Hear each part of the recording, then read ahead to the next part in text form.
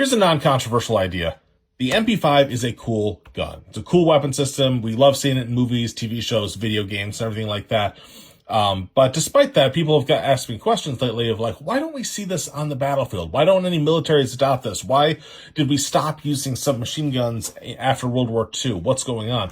And the simple answer is that despite being a really cool gun, the MP5 and other submachine guns, they kind of suck. Not in the sense that they're made poorly, they're made very well, but rather the role has changed and technology has changed to where the point it's really not a good choice for most roles on the modern battlefield.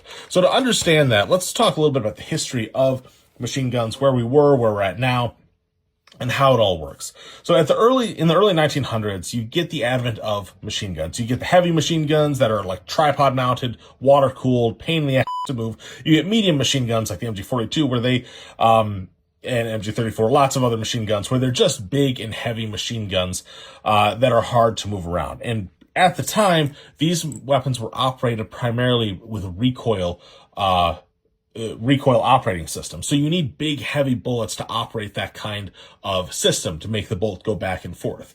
Eventually you figure out that, we can do the same thing with smaller ones, but for a blowback operated submachine gun, you need pistol rounds. You can't do it in the gray zone between the high caliber rifle rounds and the small pistol round submachine gun. So these are your two options. If you want automatic fire in the early 1900s, you either choose something big, heavy, bulky that is hard to move, or you're going to choose something light and man-portable that you can assault with. So you see a lot of these in big, heavy defensive positions, and you see a lot of the submachine guns in the assault role, and that's where they really shine.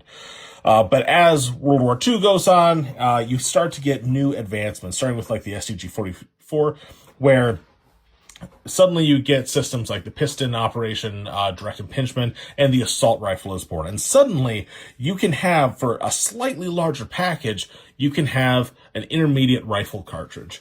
So anyone that knows anything about terminal ballistics, you know that this faster bullet is significantly more lethal and longer range and more accurate than this big, fat, heavy, slow pistol cartridge. So it was kind of a no-brainer for a lot of nations to decide, okay, we're going to ditch the submachine guns and we're going to issue out assault rifles for a little bit extra weight and bulk. That is going to increase our capabilities significantly on the battlefield. The MP5, going back to this guy, the MP5 was developed in like the 1960s when the assault rifles were still pretty big. Think, M16A1s. We got the full stock Kalashnikovs and everything. So they were still a bit on the larger side. So the MP5 was still, when it was invented, was still a pretty cool weapon system because it's a very, very small weapon and very compact. But as time went on, the assault rifles developed into carbines, and we get even smaller systems. So suddenly your submachine guns are only marginally smaller than something that can shoot a 5.56 or an intermediate cartridge out to 300 meters.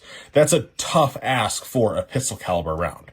That's not to say that these guys don't have use anymore, but if you're going to go on the battlefield, you want something that has that range, that extra lethality, that extra penetration capabilities. When we look at the MP5 is great for a lot of things, namely in that it is still an extremely small package. It still is plenty lethal. This cartridge does a good job of not penetrating too deeply. It can be easily suppressed. You get good fire. It's easy to carry, which makes this weapon system really, really cool for things like VIP security or law enforcement type roles. And it's very, very concealable. You can take it a lot of places. And it's good for that. But you'll note that those things are not military applications. So it's very, very rare that you're going to see something like this in a military role. The only thing I can think of off the top of my head that might be useful in a military role is some sort of vehicle crewman where their primary role is in a vehicle or a fighter pilot. And this is something that they can have in the event of, they need to get out of their vehicle and do something. This is their weapon system that can help keep them safe. But even still, for a slightly larger package, you can have something in a 5.56 that allows you to do a lot more stuff, and it's interchangeable ammunition with everybody else. So I hope this was interesting and useful. Maybe we'll do a few more of these videos like that. And don't forget, patches are now on the website. Thanks, guys.